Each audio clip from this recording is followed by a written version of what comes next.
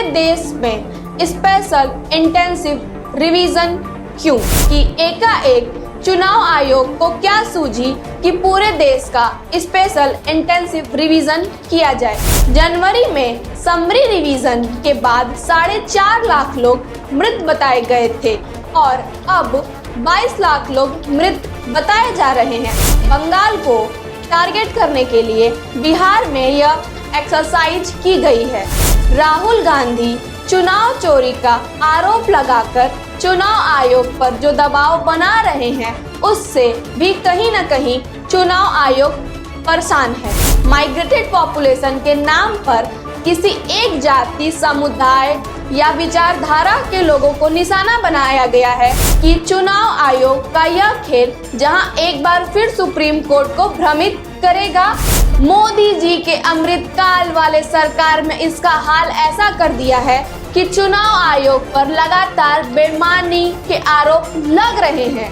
वो कहते हैं ना, चोरी भी और सीना जोरी भी। नमस्कार दोस्तों, मैं हूं अंशिका मौर्य और आप देख रहे हैं अचूक संघर्ष। पूरे देश में स्पेशल इंटेंसिव रिवीजन क्यों? बड़ा यच्छ प्रश्न है कि एकाएक चुनाव आयोग को क्या सूझी कि पूरे देश का स्पेशल इंटेंसिव रिवीजन किया जाए। कई बार लिखा है, हम राजनीति में जैसा सोचते हैं वैसा होता नहीं है। किसी और परसेप्शन के लिए कोई और नैरेटिव बनाया जाता है।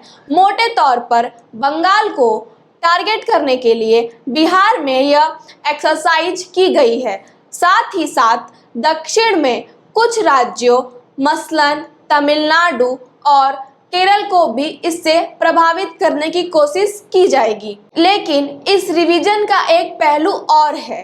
राहुल गांधी चुनाव चोरी का आरोप लगाकर चुनाव आयोग पर जो दबाव बना रहे हैं उससे भी कहीं न कहीं चुनाव आयोग परेशान है। मोटे तौर पर सरकार को और आयोग को यह बात तो समझ में आ रहा है कि चुनाव चोरी के लिए जो वोटिंग लिस्ट का खेल किया गया है वह लगभग पब्लिक डोमेन में आने वाला है।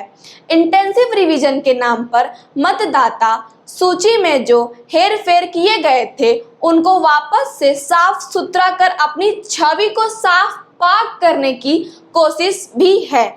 जिस तरह का खेल चुनाव आयोग ने बिहार में किया और सारे आंकड़े एक्सेल सीट में न देखकर सामूहिक रूप से बताए गए हैं वह इस बात को और पुष्ट करता है। जनवरी में समरी रिवीजन के बाद 4.5 लाख लोग मृत बताए गए थे और अब 22 लाख लोग मृत बताए जा रहे हैं। स्पष्ट है, आमतौर पर ऐसा नहीं देखा जा सकता है। और यह जो 18 लाख वोटर हैं यह वही रहे होंगे जिन्हें रिंगिंग के लिए समरी रिवीजन के नाम पर मतदाता सूची में ऐड किया होगा।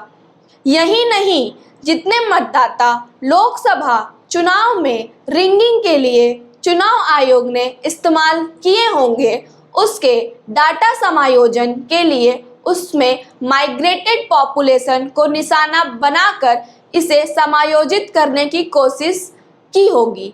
यह एक संभावना है, लेकिन पूरा पता अंतिम विश्लेषण के बाद ही पता पड़ सकेगा, क्योंकि मृत व्यक्ति को संदर्भ में और माइग्रेटेड लोगों के संदर्भ में जब अंतिम रूप से पता पड़ेगा कि आखिर इसके पीछे का खेल क्या है। माइग्रेटेड पॉपुलेशन के नाम पर किसी एक जाति, समुदाय या विचारधारा के लोगों को निशाना बनाया गया है तो इस धारणा को और बल मिलेगा।